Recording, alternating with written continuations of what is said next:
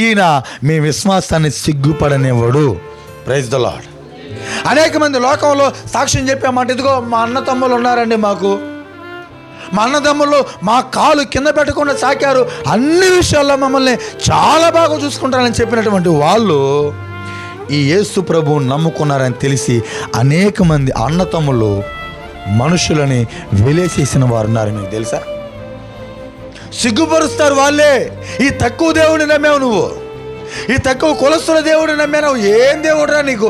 మన కులంలో అంతకుమించి దేవుడు లేడా? అరే, ఈ 33 కోట్ల మంది దేవీ దేవతలు ఉన్నారు మనకు. పోయి అమెరికా దేవుడిని నమ్ముకున్నా కదా అనేక మంది. ఈ దేవుడిని అంగీకరిస్తే మనుషులు నిన్ను సిగ్గుపరుస్తారు.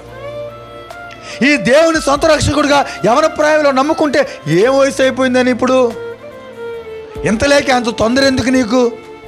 ఇప్పుడు ఏం నమ్మొద్దు దేవుణ్ణి. బాగా మనం ఎంజాయ్ చేసి పిల్లలకి పెళ్ళిళ్ళు చేసి ఇక రేపో మాపో చచ్చిపోతాం అన్నప్పుడు అప్పుడు నమ్ముకోవు. కానీ ఇప్పుడేంద్రా దేవుడు అంటున్నావు, ఇప్పుడేంద్రా వాక్యం అంటున్నావు, ఇప్పుడేంద్రా ఆరాధన అంటున్నావు అని అందరూ హేళన చేయరా? సిగ్గుపరుస్తారు మనుషులు.